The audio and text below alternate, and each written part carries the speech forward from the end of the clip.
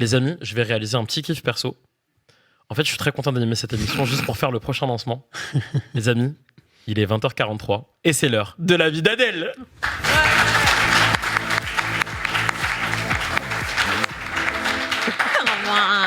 Hello Adèle. Salut. Comment tu vas? Bah ça va, mais je suis un petit peu deg qu'on nomme des ministres pile au moment où tu peux plus modifier ta chronique, quoi.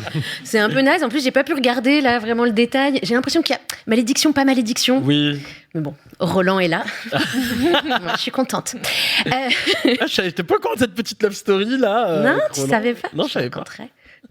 Non, il aime bien qu'on se moque de lui. Et donc, du coup, ça m'en fait un client tout à fait agréable. Chacun son kiff. Exactement. Mais moi, sinon, j'ai passé un super week-end. Vous avez passé un bon week-end? C'était il y a longtemps, mais on peut répondre.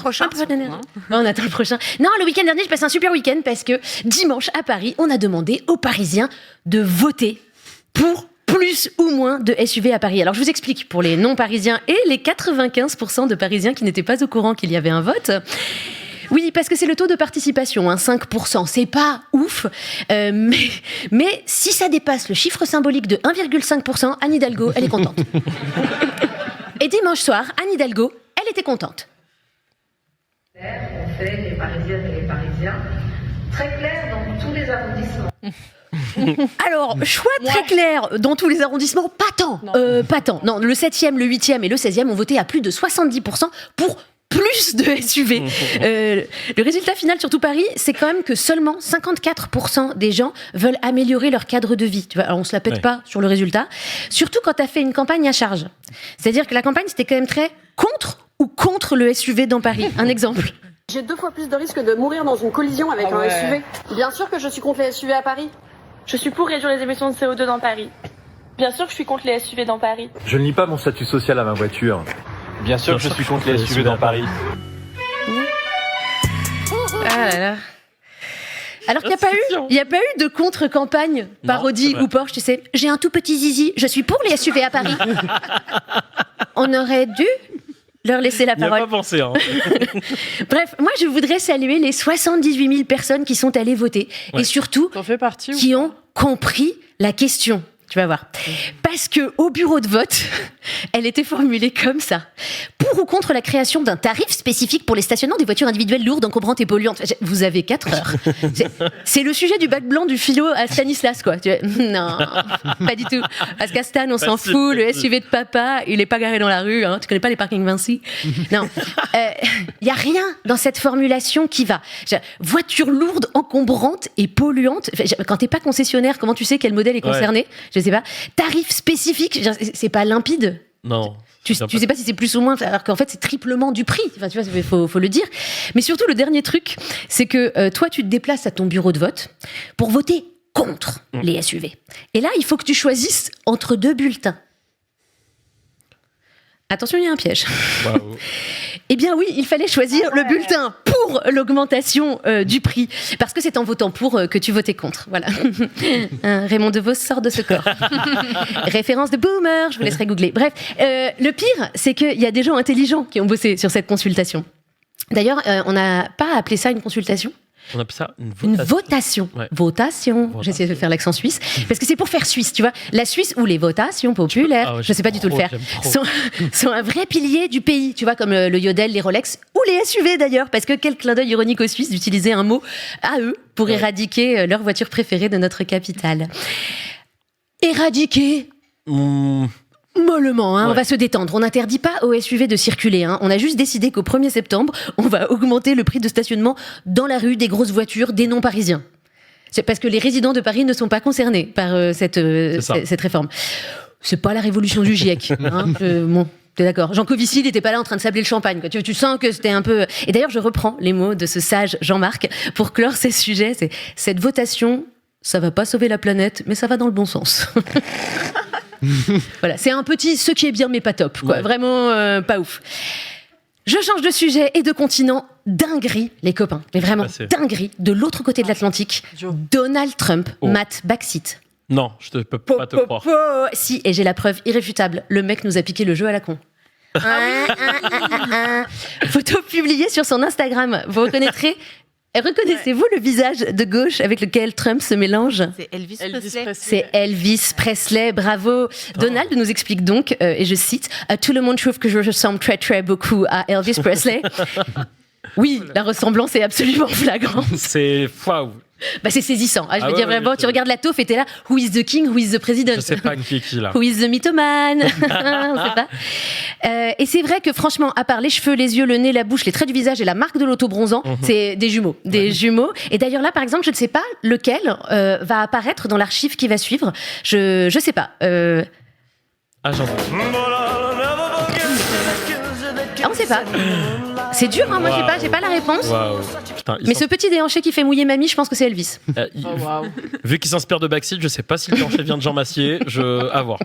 C'est pas de l'IA. C'était la participation de Trump à l'émission SNL aux États-Unis en 2015, avant l'élection de 2016. C'est terrifiant. Il va peut-être être réélu. Mais bref, en France, nous aussi, on a des jumeaux d'hommes politiques et de restas. Ah. Ouais, je pense que ça paraît évident. Franchement. Bah ouais, deux François pour le prix d'un. Hein, François Hollande, François Sylvie. Bayrou, on avait envie de penser à lui quand même. Allumer le feu. Et l'éteindre extrêmement rapidement. J'en ai tenté un troisième, mais j'avoue que celle-là, elle me fait un peu peur. Attends, j'ai peur, tu me fais peur. Ouais, ça me fait peur. Oh là, oh là. Vous avez reconnu? Okay. Oui, c'est Poulpe, voilà. C'est Poulpe et Attal. Je vous laisserai lui demander s'il est prêt pour un biopic sur Gabichou. Alors, on reste aux US, hein, où folle actu. Mais vraiment, info de ouf. Maison de retraite, le film de Kev Adams, vient d'être adapté. On a le trailer d'ailleurs. Pas te croire. Si, c'est en anglais et en entier dans le texte, là, pour la sous-titre. France looked at me and said, you know, why, how long are you back for? On a peut-être raté un peu le début, mais Ouais. il raconte une anecdote avec Mitterrand. En 2021. Ok. Mais Mitterrand qui fait des blagues parce qu'il est rigolo. Oh là là, il est vraiment marrant ce Mitterrand. Et donc ce n'est pas que Biden est vieux, hein, c'est juste que lui il voit les choses comme ça. Voilà, c'est ça. Donc c'est le moment de nous rappeler que en 2024, c'est une année d'élection présidentielle aux États-Unis et que pour l'instant, ça se joue entre un vieux monsieur qui confond les visages et un vieux monsieur qui confond les noms. Voilà. Choc des titans. Ça va être vraiment un truc de dingue. Pardon, choc des déambulateurs de titans. Stop. Attends. Qu'est-ce qui se passe? Stop, on arrête tout. C'est le moment viril. Ah. Ok. Ouais. Ah, oh là, toi t'es à la page comme notre Premier ministre. C'est le moment viril, Allez. c'est le moment viril. Grosse tendance chez les 14-18 ans. Gabi, on sait que t'es jeune, mais pas si jeune non plus. Faut arrêter. Dis-nous, vous qui suivez l'actualité, vous trouvez pas que c'est un peu chelou de faire la promo des réseaux sociaux alors que l'ambiance du moment au gouvernement, c'est quand même plutôt ça? Les écrans sont une catastrophe éducative et sanitaire en puissance. Ça, c'est le Gabriel du lundi, du mardi, on sait pas. Faut être en même temps pour et contre les écrans, exactement. On n'est pas à une incohérence près, mais là, j'ai une explication. À mon avis, ça vient de la spécificité de Biril. L'idée, c'est que tu postes la photo que tu es en train de faire au moment où l'app t'envoie une notification et ça la partage avec tes potes. Mais il faut que ce soit vraiment maintenant et tout de suite. Tu vois, c'est une sorte d'Instagram autoritaire. Biril, c'est le Kim Jong-un des réseaux, tu vois. Et Cocorico, c'est français. Waouh. Et ouais. Évidemment, ça plaît à Gabi, tu vois. Ça, c'est de la French technologie contraignante. Tu casses, tu répares, tu salis, tu nettoies. Et quand on dit de prendre une photo, tu prends une photo. Je pense que c'est ça. Du coup, ça va être sympa. Le conseil des ministres, c'est genre, attendez, moment viril. Non, mais attends. Allez, Rachida. Attends, c'est marrant, regarde, c'est sur la photo d'en face. Et moi, je suis sur ta photo. C'est hyper drôle parce qu'on est ministre.